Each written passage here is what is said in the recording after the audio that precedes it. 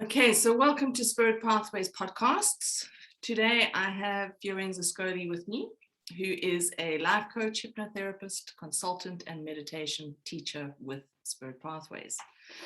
Today's conversation will hopefully give you some context and understanding as to what Spirit Pathways is, who I am, and who Fiorenza is. So welcome, Fiorenza.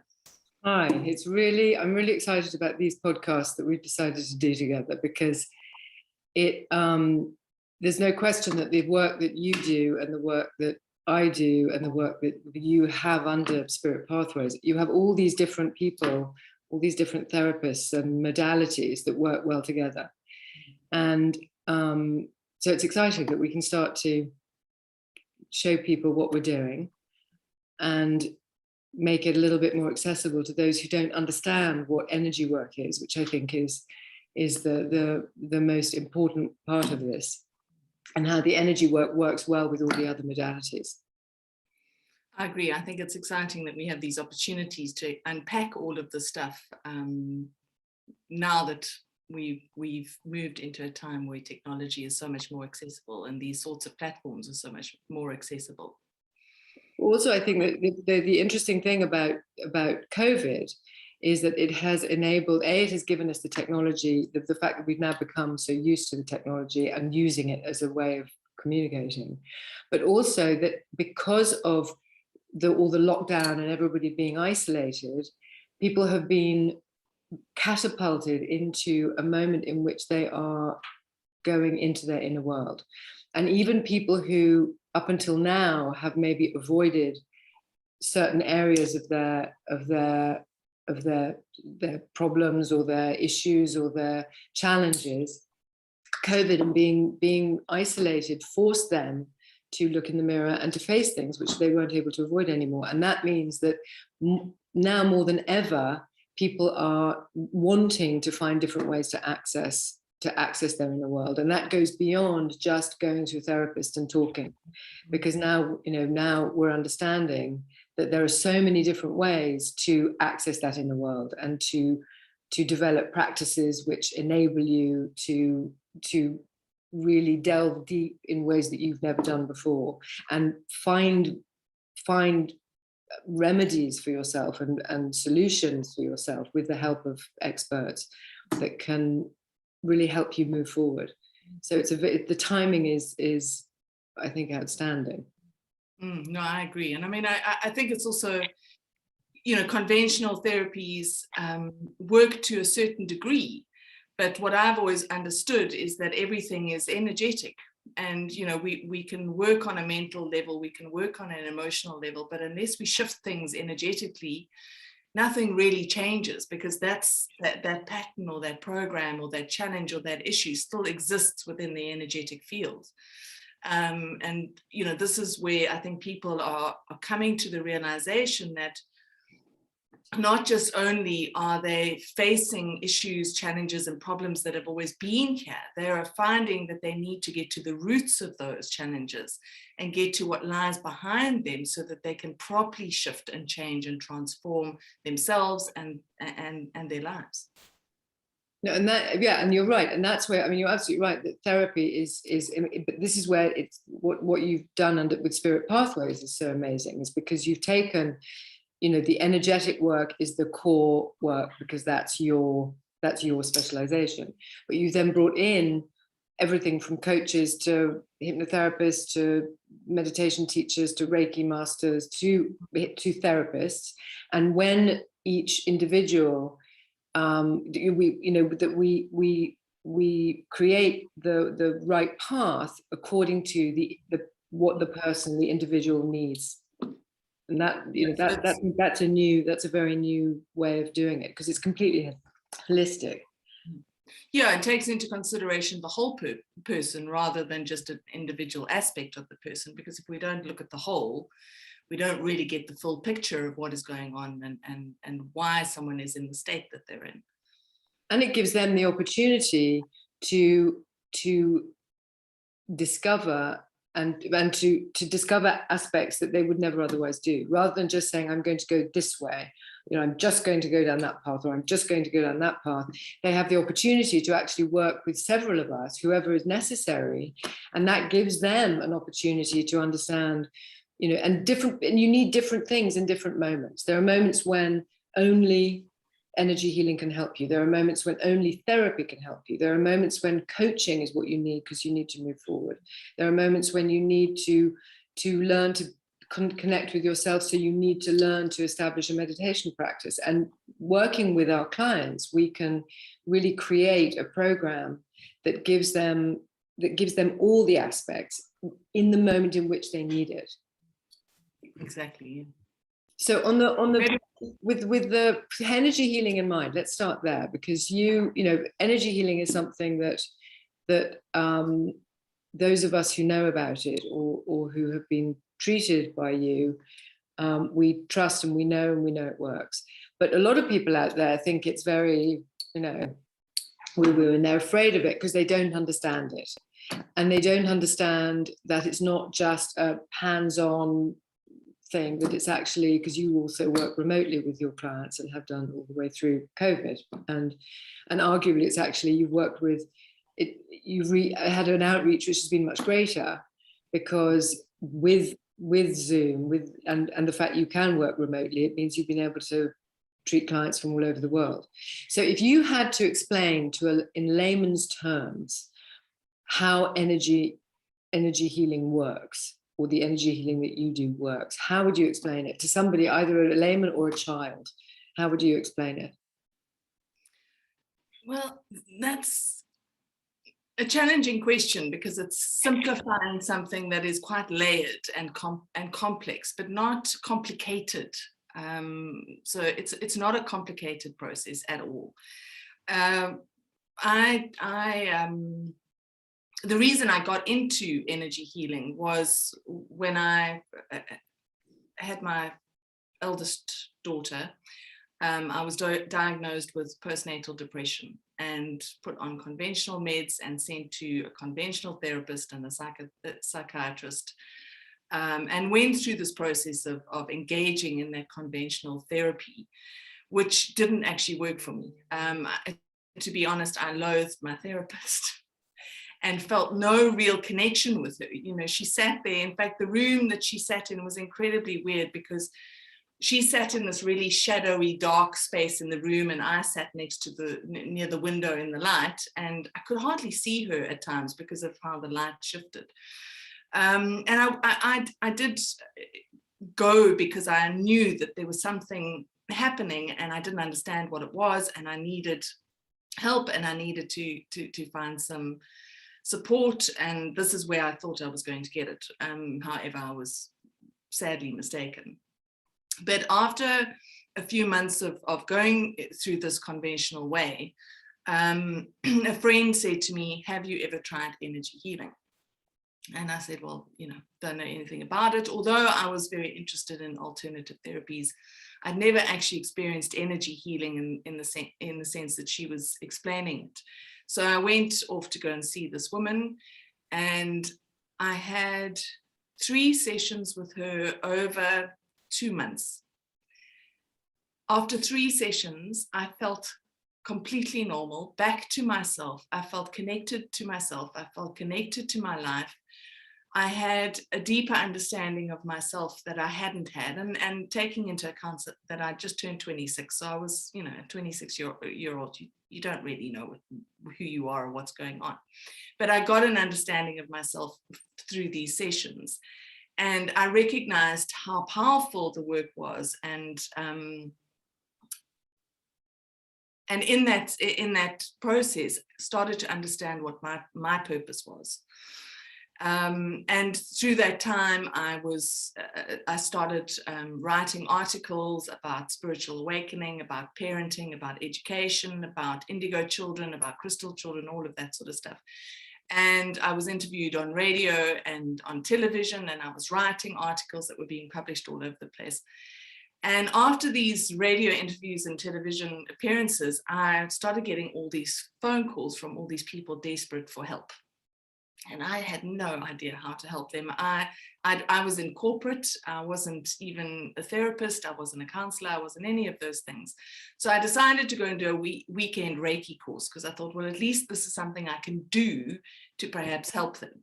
And in that Reiki course, of course, everything opened up, and I suddenly had access to my guides in a way that I'd never had access to before. And there was obviously a different set of guides that came through this process.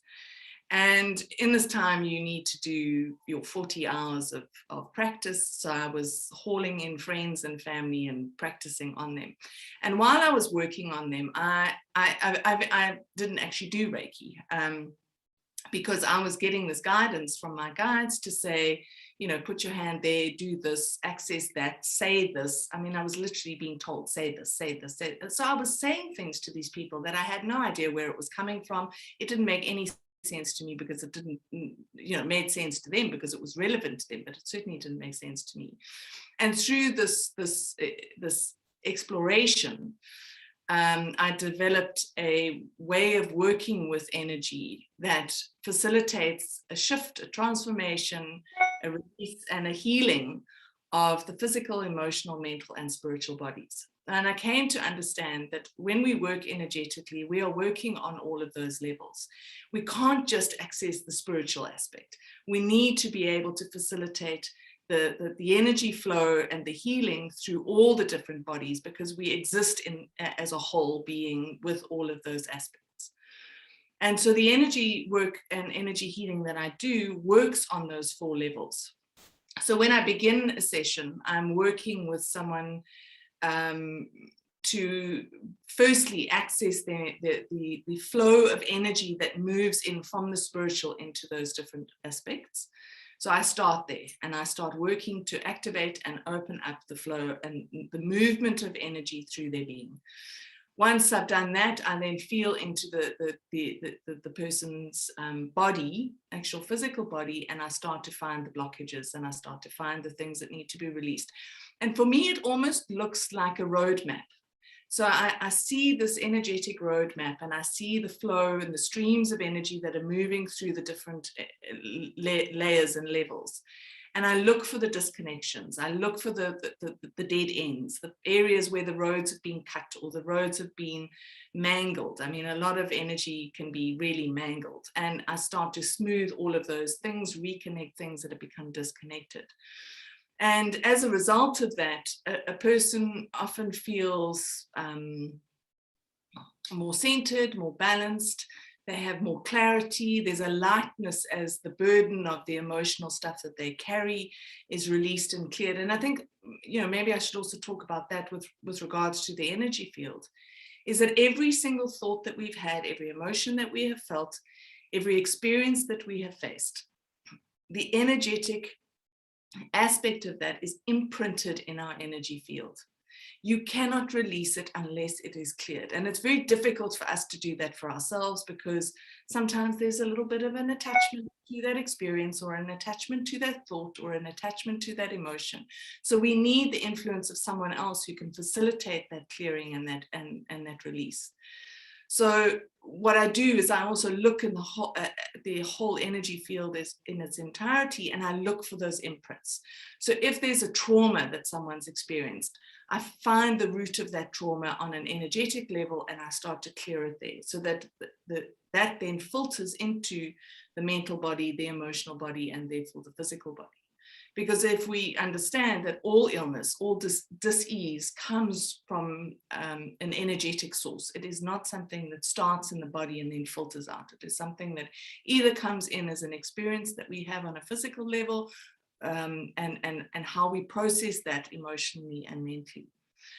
I suppose that's as simple as I can make it. When I'm working remotely with people, which is always interesting for the person that's receiving it, for me it's not. It's something I've been doing for 20 years, but and most people are not open to remote healing, because they don't understand how it works. But thankfully, with COVID and everything that's happened, it's forced people to be more open to these things. And so when I'm working with someone remotely, we often start with a Zoom session or a phone call. We chat about what's going on, and I get a sense of where I'm going to be starting to work, and what are the issues that we are looking to clear, what are the traumas that are coming up, and so forth. And then that normally takes about 30 to 40 minutes. We go offline. I get the person to lie down for 45 minutes. I actually lie down as well, and I energetically connect with that person, and I work through my own physical body. So I feel exactly what that person is feeling from an energetic perspective. I begin to feel the aches and pains in their body. I begin to feel the emotions. I feel the heaviness of the thoughts or the blockages. And I use my own body as the tool to clear and release those, which is actually an incredibly powerful process. And I know that there are many energy workers who do remote where they will use a dummy, for example. But I've just found that because I'm so empathetic, I can actually physically feel what's happening in someone. I mean, people think it's a bit like magic. You know, I'll say to them, you know, what have you done to your shoulder? Or why is your knee sore? Or, you know, pick something up, and they think it's amazing. But actually, I'm just feeling it in my body. And so I'm able to ask these questions. And and you know, most people that have the remote sessions actually really feel me working on them. People will say they can feel me pulling things out or shifting things, or they feel like their arms or their legs are moving. A lot of people have an emotional release, so they'll start to cry. People see images, pictures, colors. It really is an amazing experience for them. I mean, well, you know, it's interesting because you are so expert at this that for you it's natural that you obviously felt all this. You had a connection to all this since you were little, so you knew, even before you learned to do energy healing, you knew that you were in contact and in connection with the energies of the power of energy. For people who are a little scared of what they don't know, I think that it's important for people to understand, in order to make it a little bit more accessible to them, that every day first of all, we are energy. Everything is energy, everything. So it stands to reason that we are connected to everything. And that as such, not only that, but in our everyday life, even people who have no idea about it, in our everyday life, we respond to energies and we feel energies all the time. Now, you know, one of the things you teach is when one is working with you and talking about how difficulties or feelings or relationships, one of your questions is are these your feelings, or are they the other person's feelings? And that is a very tangible example of how we in everyday life, we feel what other people feel. So, you know, there are those who are more sensitive to it and more aware that that is what they're picking up. Often, I think people just go through their day and they react and they have reactions, and they don't understand that they are reacting to what is coming from outside. They think it's just what's going on inside. They don't understand that actually, as they walk through the supermarket and walk past somebody who's just had an argument with their husband, they're picking up on their upset, or they pick up on someone's anxiety. Or, you know, classic example, when we have children who are, you know, suffering or having difficulties, that we pick up on, our anxiety becomes much greater because it's their anxiety. But if we don't realize that that's not our energy and that's not our stuff, it's very difficult for us to actually to deal with the issues, because we're not dealing with our own issues, we're dealing with them. So it's one of the lessons you teach is how to separate your energy from someone else's energy, or how to recognize. And I think for, you know, anybody, whether they understand it or not, can think of examples in their lives when they suddenly get into a bad mood and they don't know why. And if they realize that the reason is because they have picked up on something else, then they can start to hone in on that experience. Because one of the things also is that once you become aware of that, you start to be able to recognize it. It's a little bit like, you know, you talk about guides. Now, there are many people who are very resistant to the idea of guides. I think also particularly people who have strong religious beliefs, it's very hard for them to integrate the idea of spirit guides with their religious beliefs. But even for those who are not yet open to that, and so once they realize that actually those guides do not interfere with any religious belief whatsoever, that they cohabit with all the religious beliefs. And that's the beauty of the whole concept of spirituality, is that it incorporates and encompasses everything. But that those guides, often just those voices that we have in our head, those are our guides. Mm-hmm. And every single one of us has voices. It's just we think that it's either, either it's the bad voices, or it's the judgment, or it's our doubt. Often when we have a voice that says, no, don't do that, we think, no, I'm just saying, and then we make our conscious mind go into action, and that's where we just silence those voices and just go helter-skeltering ahead, and often make mistakes. Often if we just listen to our instinct, I mean, this whole concept of instinct is, what is instinct? Instinct is being in touch with our inner voice. It is being in touch with the natural holistic being. It's how animals work. Animals work and they work on instinct, and they listen to their inner voices. And we lost that. We start losing that when we're, I mean, better than I how the chronology works, but, little children are 100% in contact and in connection with that energy and with those voices and with their instinct and with the source. Whereas somewhere along the line, quite early, we start learning to not listen to that. We start learning to be rational and to conform, and we stop listening. And that's where we lose our way. And so I think the spirit pathways concept is to help you brings you back to that place where you, of course, you can be in society, conform when it is necessary, but that it puts you back in touch with those voices, with that inner voice, with your guides, with, but it also gives everybody, you don't have to be spiritually advanced in order to do this. You can you can know nothing. In fact, you work with a lot of children, and you've worked with my children, and I've seen with them, the beauty with them is that because they've been brought up to have an open mind, they didn't even question it. Even my 21-year-old didn't even question it. It was like, okay, I'll do this. And there was a trust, even not even questioning how does it work. Just, okay, let's see, what happens. And speaking to my son, he had he noticed very tangible differences. And even though he couldn't put his finger on exactly what it was, he could feel shift, he could feel something. And because they are much more in and the little ones just go with it without any issue, because they know that it's there. I remember my son, as you know, had all sorts of issues when he was little, and he had a lot of nurses.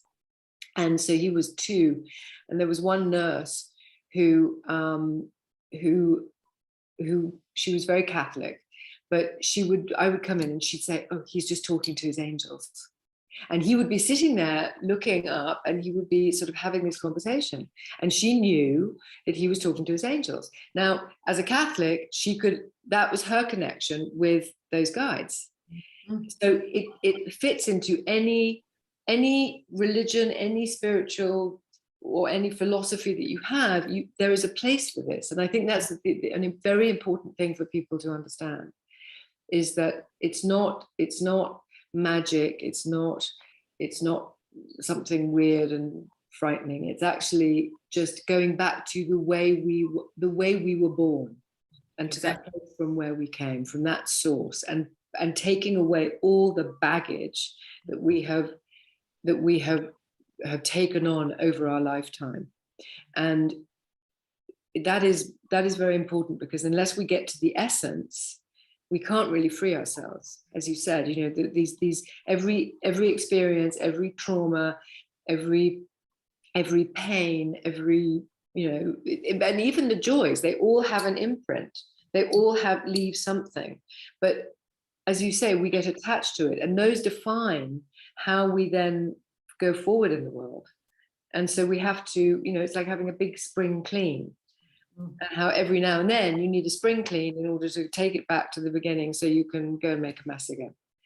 Exactly. And the more, you know, and the more you do it, the more you become sensitive to it. And I think that's also important for people to understand. They don't need to understand how it works. They just have to have an open mind, and then they can form their own opinion. But by having an open mind, they will be surprised at what they experience, because it's tangible. It's tangible. I mean, I think you brought up a few good points there. I mean, one of the things that I think, if I really had to simplify it, it's about plugging you back into source. And so therefore it doesn't go against any kind of philosophy or any kind of religious beliefs, because source is what you define it as. That source for some people is God, for some people it's Allah, for some people it's something else, the divine, the universe, whatever term you give it. But essentially energy work, well, certainly the kind that I do, is literally plugging you back into source. And we become unplugged as children because the world around us tells us that this magical world that we live in, where everything is connected, where we can see everything, where we can see energy, where we can see the connection between human beings, where we can see the connections that we have towards nature, which is something that children can really see.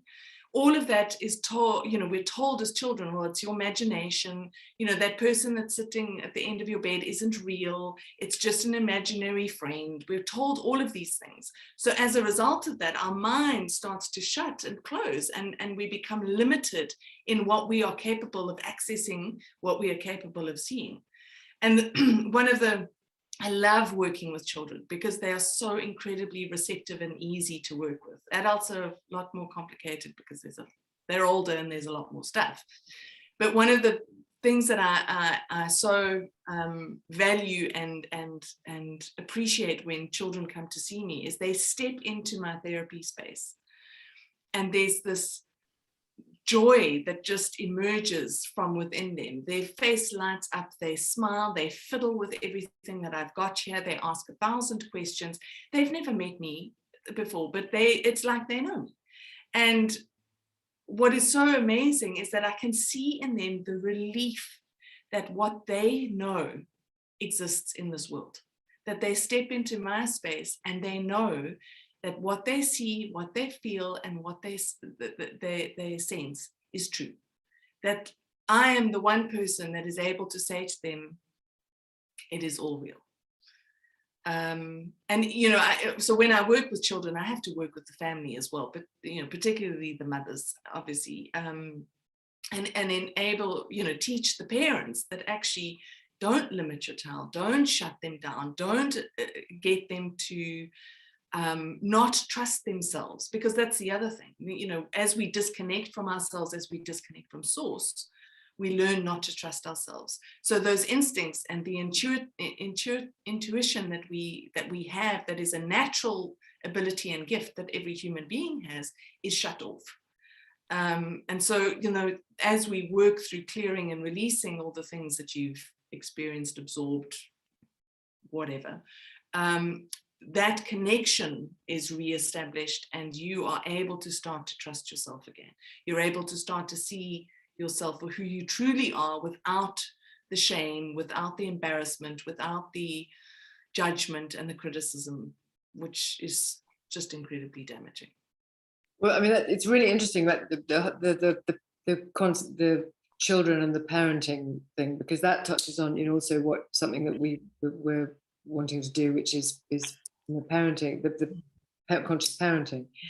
And one of the things with kids, I have noticed, is that they you know, as parents, what we often try to do is we try to squeeze.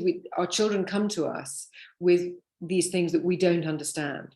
And it's beyond, we know that they, we know that they've picked up on stuff and they're seeing things and they're feeling things and they're very, very sensitive to that. Adults who've cut themselves off from these things, as a parent, all you want to do is help your child. So when they come to you with something that you don't know the answer to, you have to squeeze that problem into a box that you can help them with, at the cost of not actually listening to or giving the child the space to actually teach you what it is that they are seeing and feeling. And so by doing that already, as you say, they then become constricted, and they stop trusting. They stop trusting themselves, and they trust you because you're their parent, but they also know that you can't help them because you haven't understood.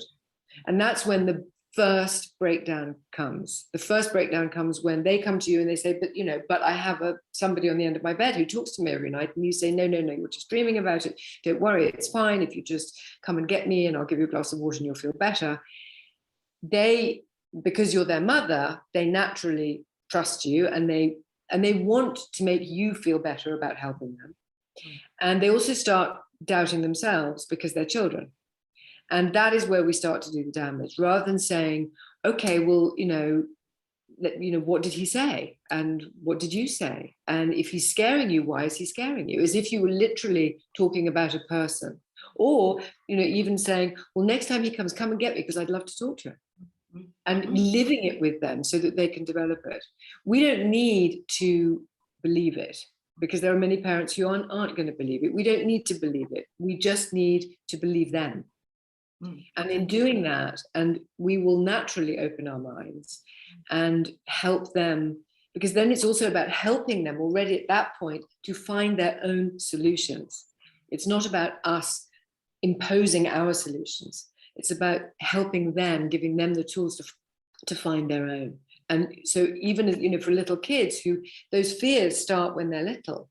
But if we teach them as little children how to confront their fears and try and find the ways in which they can find a solution by themselves, we give them an amazing tool to go through life. Because often in our adulthood, we are responding in the same way we did when we were children.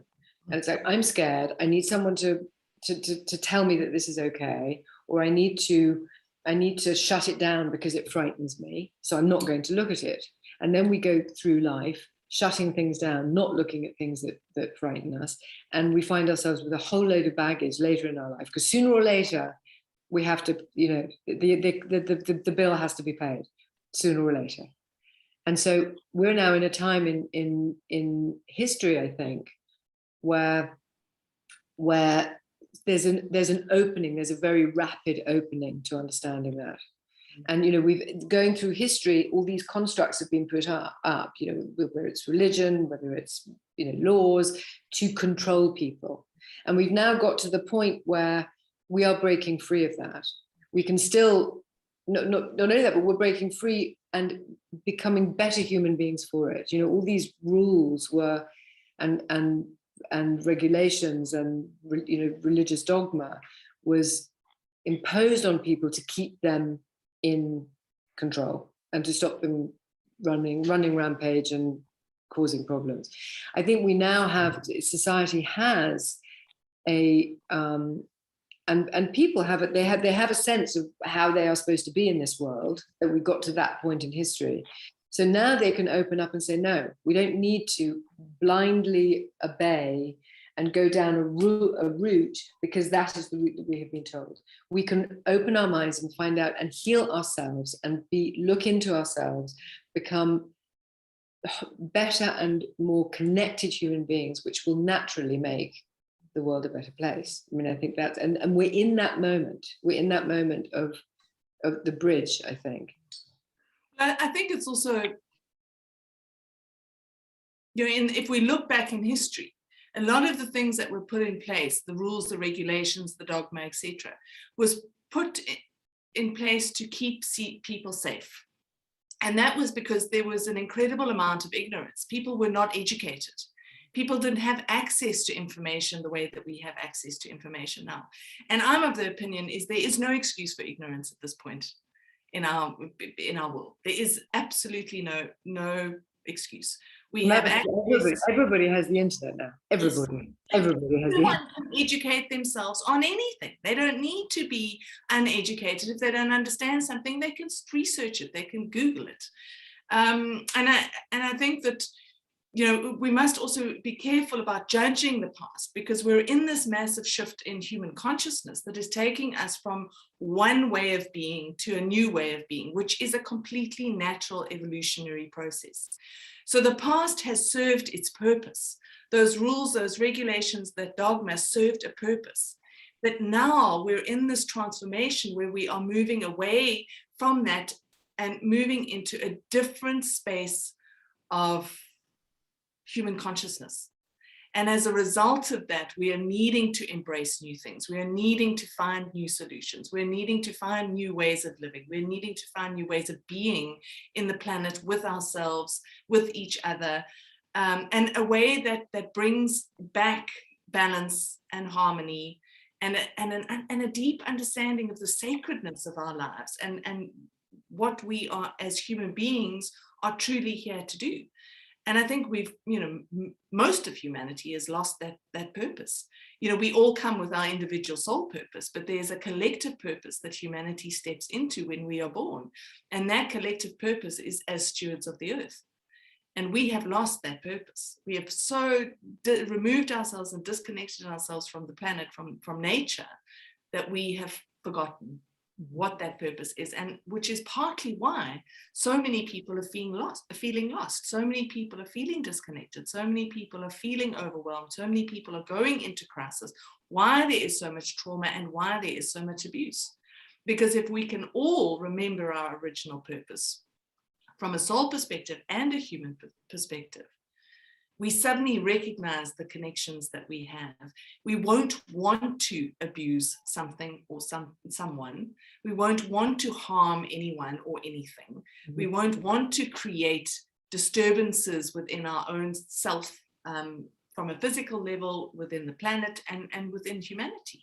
We will all work towards creating a space of connection and peace, which that's certainly the life that I strive to live, and attempt to show others how it is possible and what is possible in that regard. I mean, as you say, I mean, I think, you know, you're right. Obviously, the history, it brought us to this point, and the fact is that, but you know, as we progressed over the centuries, we've got to a point now in history. I mean,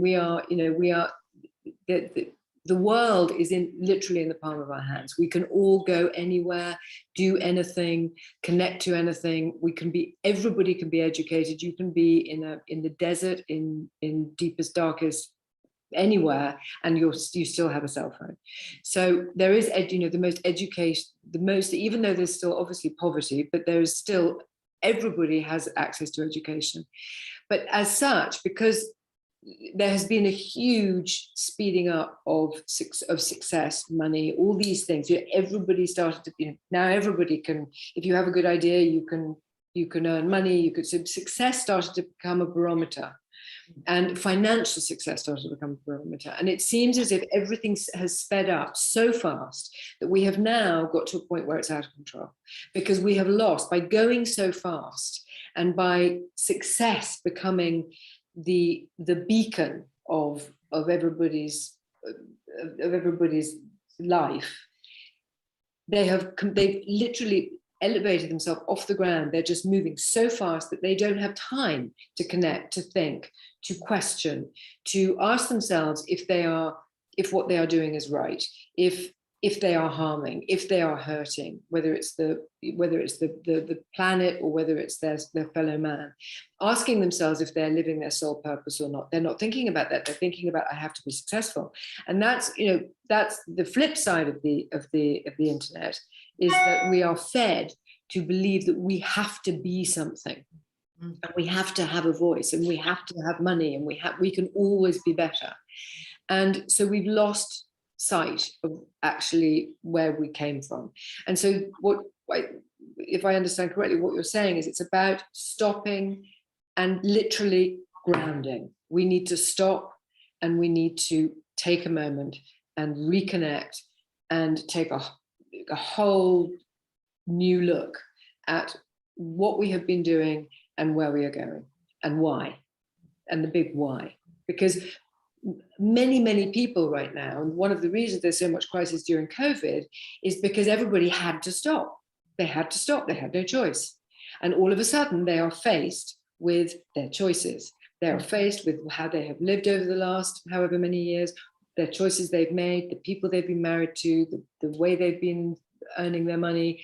And many of those people go into crisis because they realize that is not what they want to be doing. And suddenly they are overwhelmed with sadness and depression. And I mean, the amount of depression through COVID wasn't just because we were isolated, because if you're isolated and you are fulfilled and content and at peace, above all, if you are at peace with where you are in this world at this moment with yourself, then there's no reason to be miserable. You just take it as, okay, so I'm going to be alone for a year and a half. That's fine. But when that stillness brings in all the realizations that you haven't had, that's when you go into crisis. And I think that's a large part of what's going on now. So it's a very good example of how much the whole planet needs to stop, take stock, and have the courage to move in a different direction. There are many who will say, no, you know what, I'm exactly where I want to be, and this is what I want to do. And that's fine. They do it consciously. But I would suggest that the majority, if they really felt that they were able to go inside and discover, really, is this where I want to be and what I want to be doing, that they would shift their direction. Some would shift it 360 degrees, others, even if it's only 20, but they would open up to a different way of being. And that's what we need to, as you say, we need to share. We want to share because this is possible for everybody. It's possible for everybody. They just have to stop and listen. And be willing. And well, maybe it's even more than just being willing. It's making a choice, because you can continue in the old way, but you will be faced with challenge. You will be faced with unpleasant experiences, and you will be pushed and forced through crisis, because we're in this time of transformation and no one's getting off the bus. You know, we're all on it. And this is, and partly because it's not just a human transformation, it's a planetary transformation. We can't get off the planet unless, of course, you choose to exit your body and die physically. Otherwise, you're on the planet, you're here, it's time for transformation. You better make the best of it. Basically.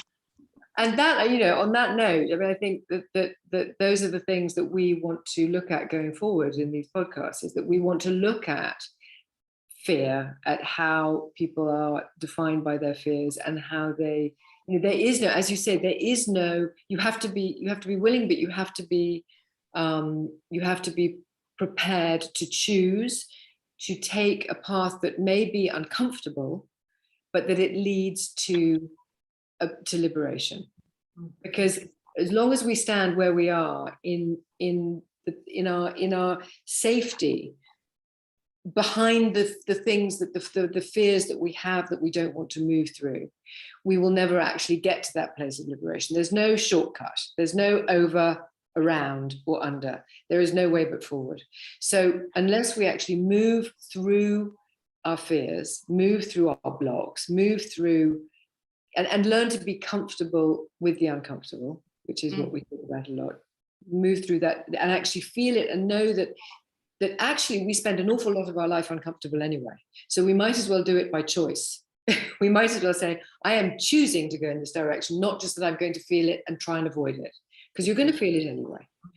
So, and through that, once you walk through that, that is where your freedom lies. And that, I think, is, you know, what we will be talking about a lot in the weeks to come. No, I think that there are a lot of conversations that we can have around all of these topics, and we most certainly will be discussing certainly the challenges that we face, but also the solutions. So above all the solutions. But first of all, we need to help people recognize that those things are the blocks, because often people don't realize what the blocks look like. So that those behaviors or those responses are blocks, and that then there are the solutions. And we're also going to invite people that we're going to talk to help us demonstrate these ways forward. So it should be we should have some interesting discussions coming up. Certainly will be. So we've come to the end of our time now. So I hope that you've enjoyed this conversation, and if you could subscribe to our podcast, and you'll be notified as to when the next upload is available. So thank you all. Thank you so much, Fiorenza. It's been wonderful as always to connect with you, and I look forward to chatting in the future. Thank you, Kate. See you soon.